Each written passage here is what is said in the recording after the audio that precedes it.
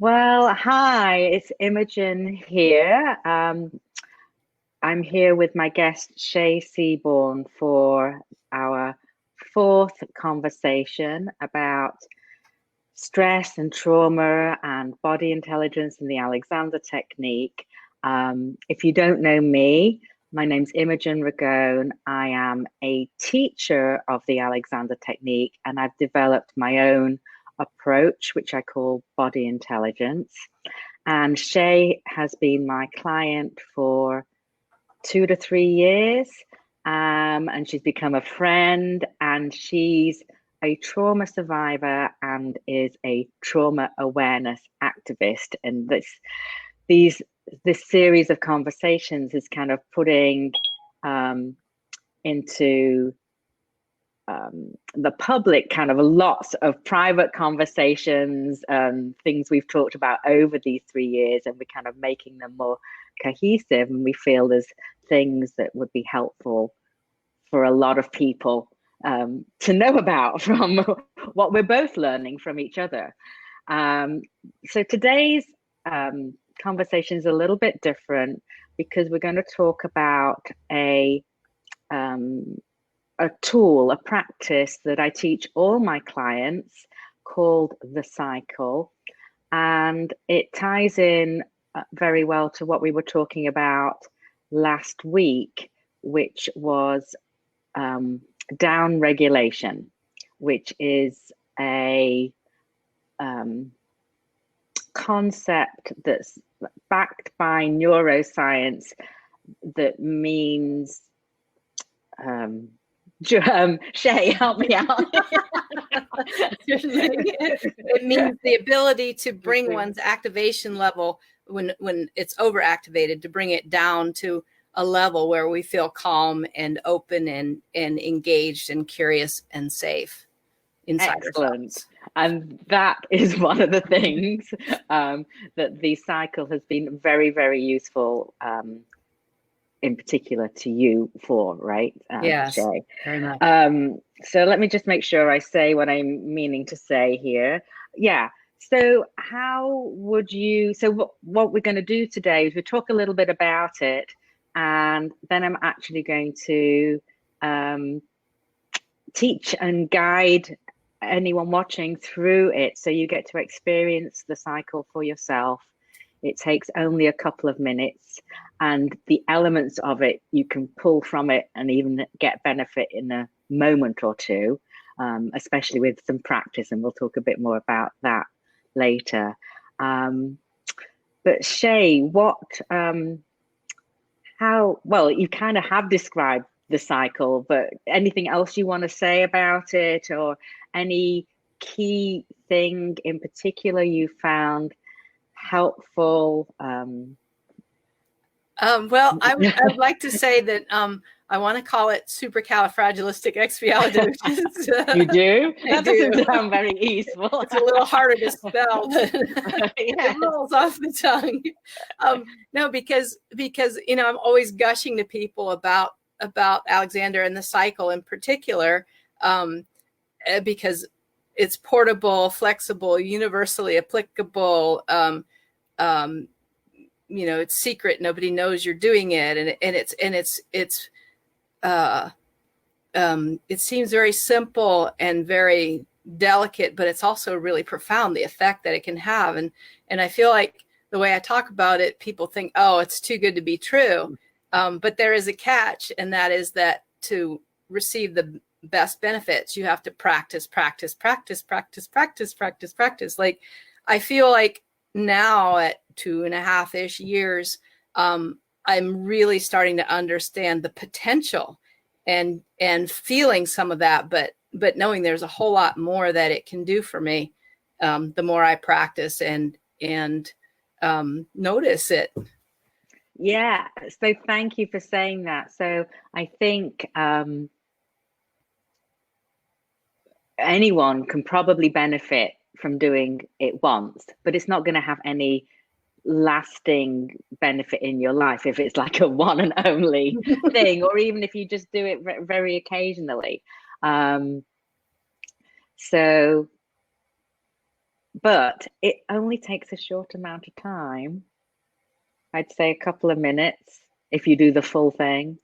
I don't think that's onerous. And as you say, especially as you get more practiced, you can do it in all sorts of places that, to fill time, to help you calm your nervous system before doing something. In fact, here's a little secret, that every time Shay and I have done one of these live videos, before we come on the air, we do the cycle together, and it helps us calm our own nervous systems. I think especially for Shay, I'm a bit more used to doing live videos. I think it was your first one, the first conversation that we had. And I always am just a little bit, public speaking is one of the most well-known things that people are anxious about. So anything we can do to not be talking, in a really, it's not that we don't want to show excitement, and it's always a fluctuation, but we've got some grounding, some centering, some ease and openness going in. All right, so I think I'll just get on with and kind of demystify what we're talking about, and tell you specifically about the cycle, and then we'll do it together. So the cycle, just a teeny bit of background, because I do want to credit the person who created the cycle, and it comes from a teacher called Mio Morales and his Primal Alexander work. And I also want to tell you, we're going to use a phrase to think during the cycle. And that phrase is, I am free to notice ease. So this is a little bit different from the words that Mio uses, but the intent is exactly the same.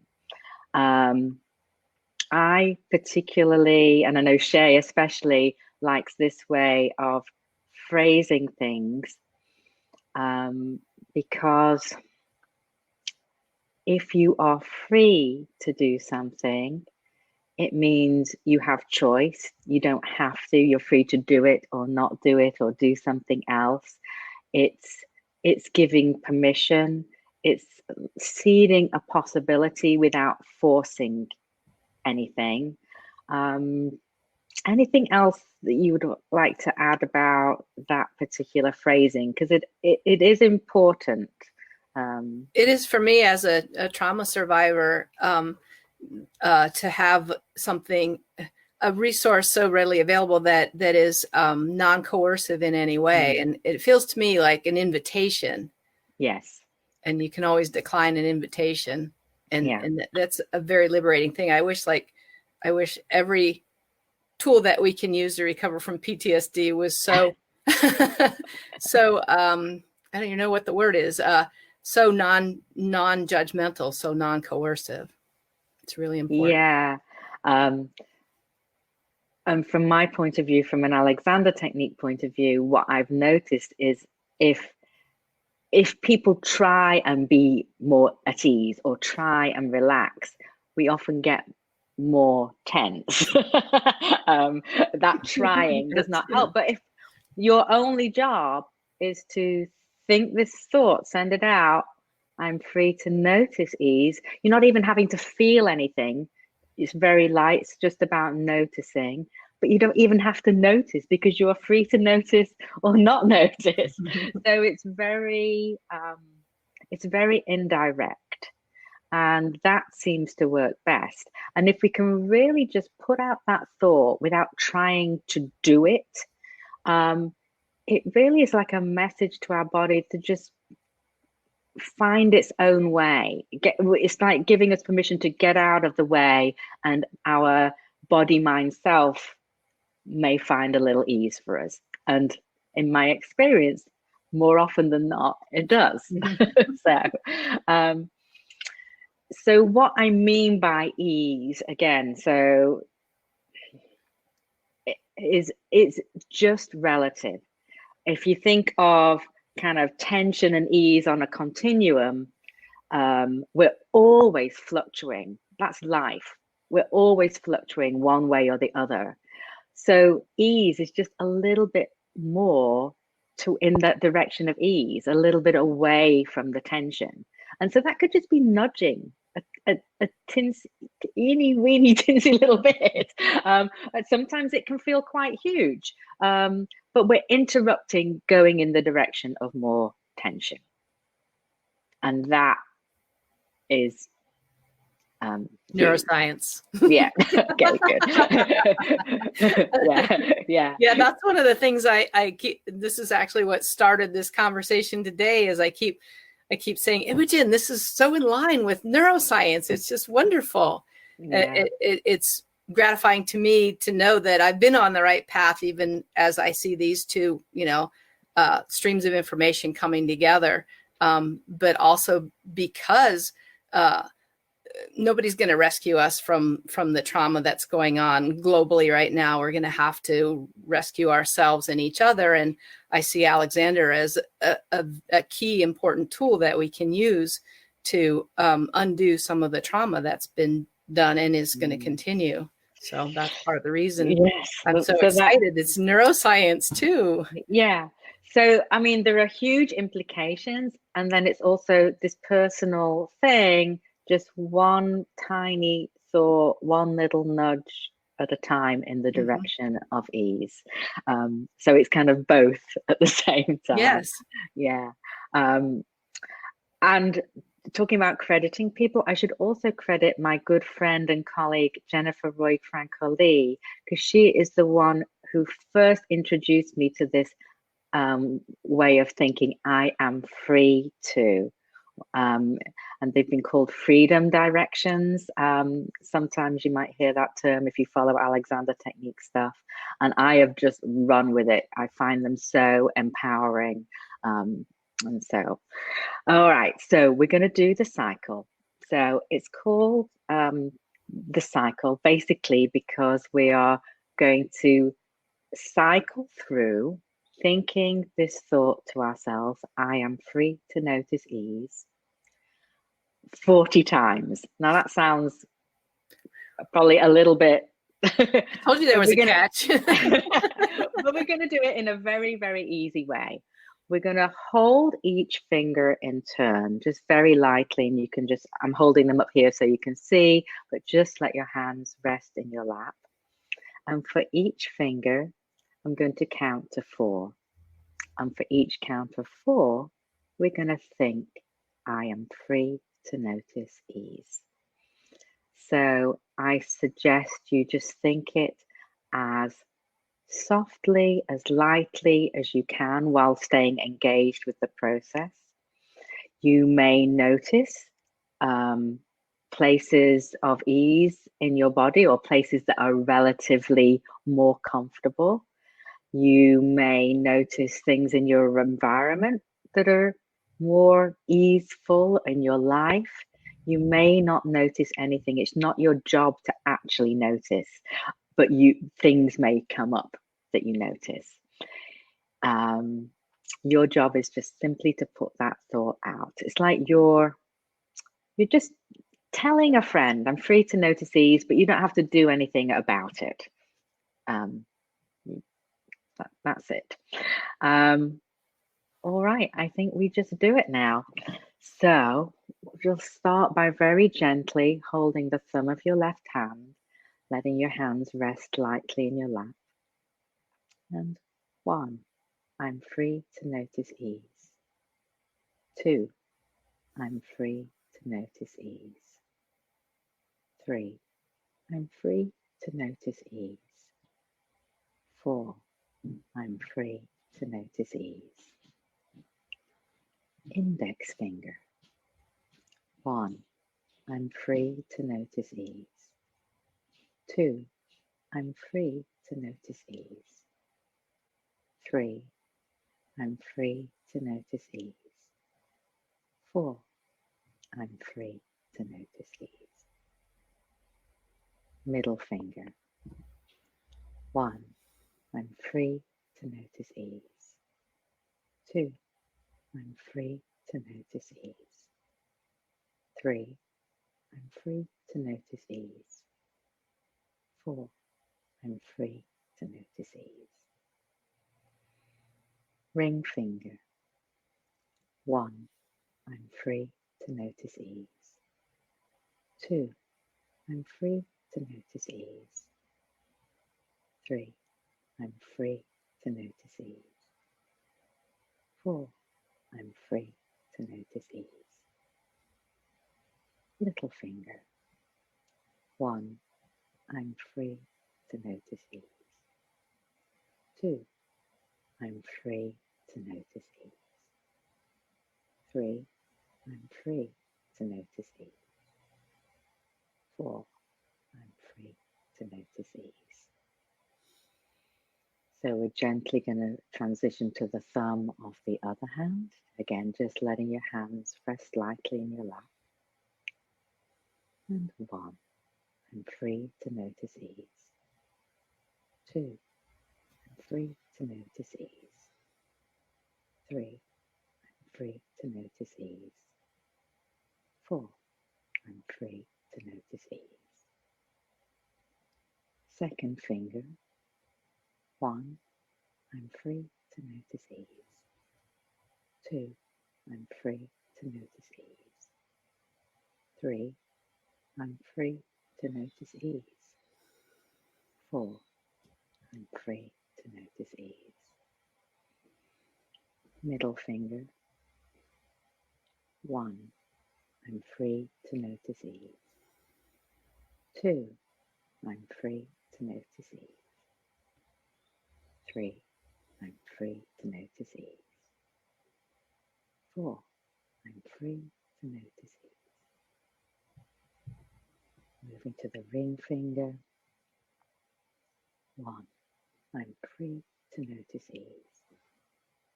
2, I'm free to notice ease. 3, I'm free to notice ease. 4, I'm free to notice ease. And to your little finger. 1, I'm free to notice ease. 2, I'm free to notice ease. 3, I am free to notice ease. 4, I am free to notice ease.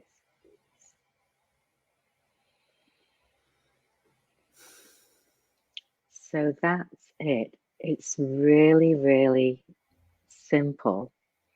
And I am noticing a change in my voice, which is because I'm more at ease, more relaxed in my body, more open. I'm noticing my breath. Shay, what are you noticing? Well, I noticed something really different this time. Like I mentioned to you before we came on air, I woke up to a nightmare this morning, and then I had some flashbacks after. And yeah, I'm used to all this stuff, but lately it hasn't been, so much. And to have both of those happen, it really kind of unsettled me. So that's why I was so glad to do the cycle with you before. And it's like every time I do it, there's a different kind of shift. So this time I noticed that the ease I noticed initially, especially for the left hand, was out there. Mm-hmm. Because I was so janked up in here, I needed to find my resources out there. And as I did, I could slowly feel my body settle enough that I could come back in and notice the ease inside me. That's really interesting. Yeah, it's amazing what will come up if we can not go searching for the ease. And I know you've mentioned, and this is so true, it was actually true for me too, when I first started doing this practice, I'd be looking for the ease, and like if the next number came and I haven't found anything yet, it would get frustrated. But kind of even if you don't notice anything, especially if you can not be in that searching mode that I was talking about, the idea is that, well, all I do is come back and put out the thought again. Mm-hmm. um That's the beauty of practicing, is that you get into the habit of, oh, I just come back to it. I just come back to it. And that's why it was so helpful for me at that 2.5-hour dentist appointment.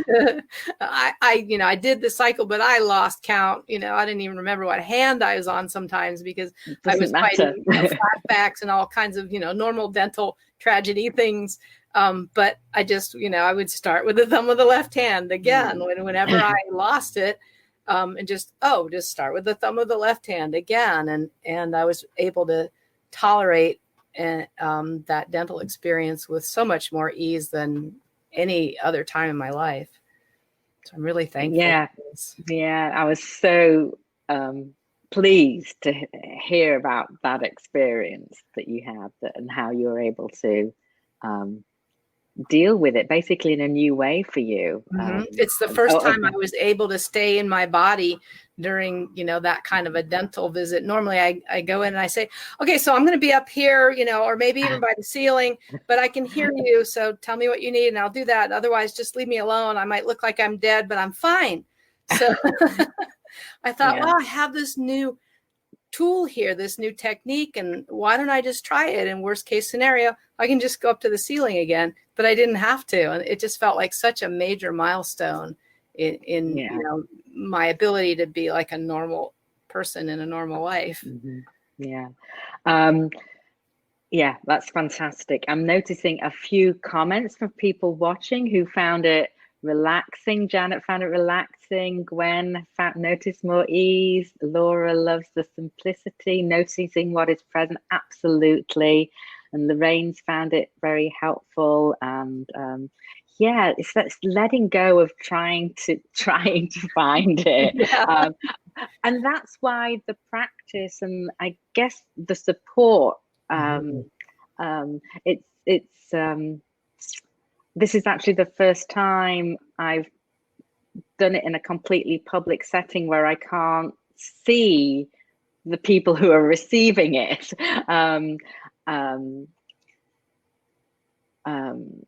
So, there's often questions, and we can adjust, and there's one of the things I love about studying with you is how ingenious you are at finding ways for me to incorporate the principles of Alexander in my daily life, so that it becomes just another facet of my life, rather than, okay, it's time to stop and do my exercises, and this thing that's another burden. It's just part of my life now, and it's wonderful.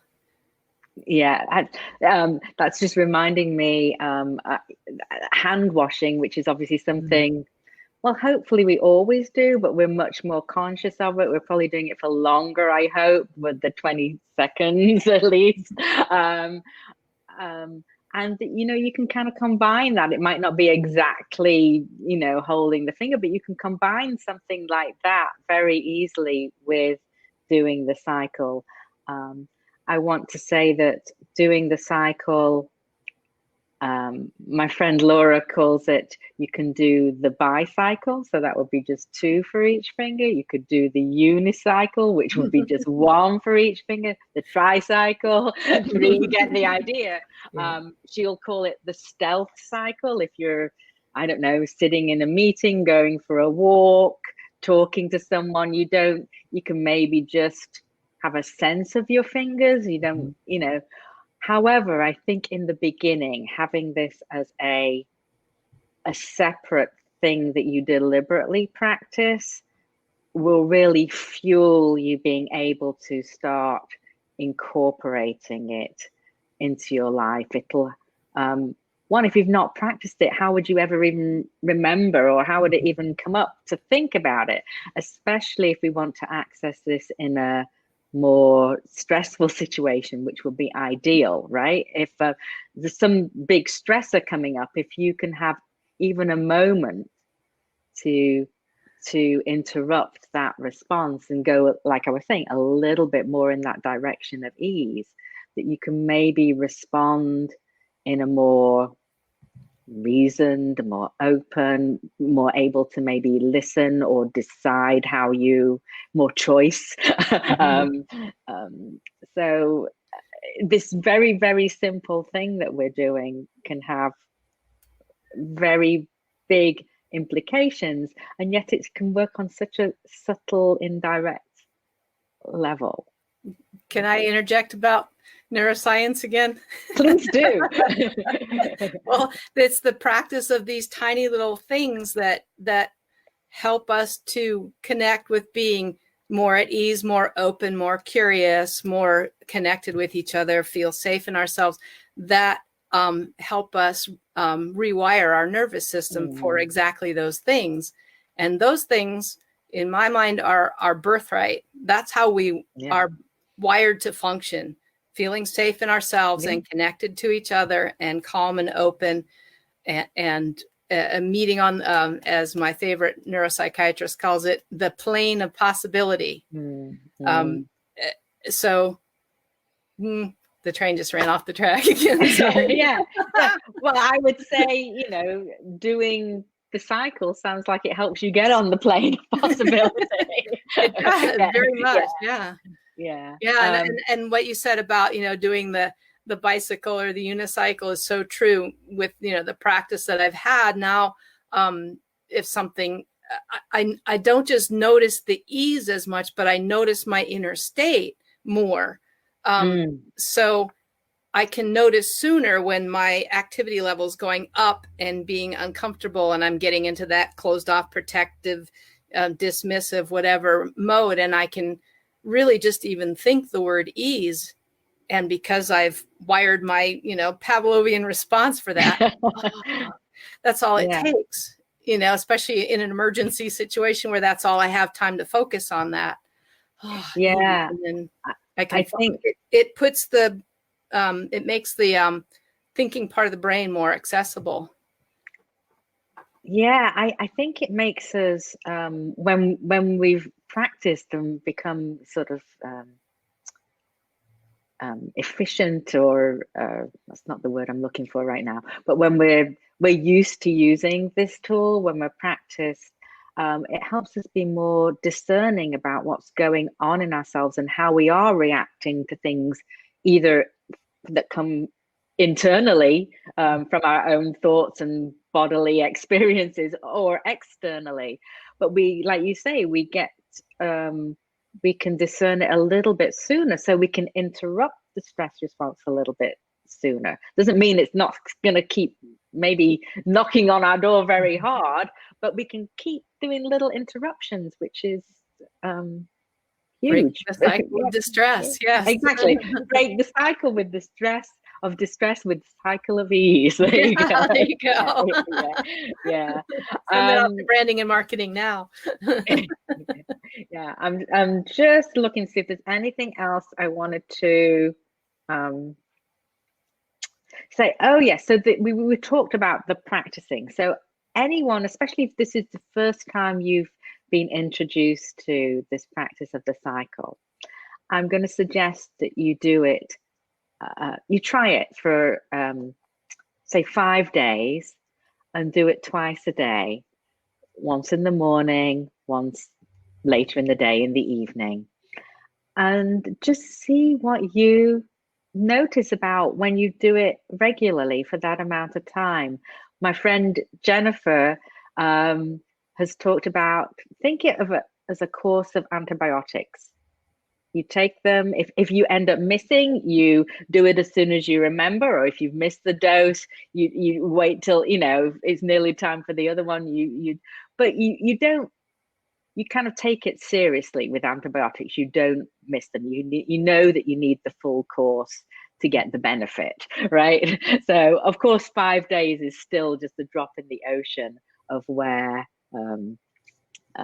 Laura's put a course of probiotics. Yes, that's I love that. Thank you, Laura. Yeah. But anyway, yes, I really do encourage you to try it, and also please reach out if you have any questions or anything comes up that you find challenging about it. It's super simple, but there's certainly things that can challenge us about it, and we can have questions about it. So I am definitely here. For that, you can put them in the comments or message me. That's fine. I thought this would be a quicker interview, but I think we're just about to finish up. Is there anything else you would like to say about this before we wrap it up, Shay? I just wanted to note how soothing your voice is to me through all of our classes, that even when we're talking about things that have nothing to do with Alexander, it calms me down. And also just want to really thank you for all that you've, shown me and helped me figure out through Alexander technique and our friendship. Oh, thank you. It's such a pleasure working with you, Shay. Yeah. I do think that my voice, I'm sure, has changed from before I did any Alexander at all, and over time has got calmer. I think I was a friendly, nice person pre-Alexander, but I have ways to calm my nervous system, to self-soothe, down-regulate, whatever term you want to use, that comes across in the non-verbals. And I think that actually ties into what we had tentatively thought we might talk about next time, which was non-verbal communication, body language, and posture, and how that all ties into stress and trauma. And does that sound like a good topic to you? Yay, more neuroscience. Yeah. Okay. Yeah. Okay. I've got a Facebook group, if you're not a member already, called the Body Intelligence Community. If you'd like to learn more about my approach and my work, that's a great place to be. I guide a power pause every Thursday, which is like a little mini meditation, and you'll hear this phrase that I use today, and many other phrases, I guess, designed again to help us down regulate. I'm using the terminology today. I also am preparing to put out a 6-week online course that I've run in the past, but I haven't run this year yet. It's an online group coaching program over 6 weeks, and I think this is where we first started working together online. You'd have a series. Yeah, we had worked together in person first. Yeah, and it was a shift for me, but there's so much that we can get from working online, especially in a group setting. There's a cohesiveness that comes to the group that helps with all of it. Yeah. And of course, especially on that online right now, that's the place to be. Yes. All right. I think that's it. Thank you for joining us on a Saturday morning. Maybe this ended up being a good time. Yes. Thank you, everybody. Yes. Fun as always. Thank you. Yes. Thank you, Shay. Okay. Bye. Bye-bye.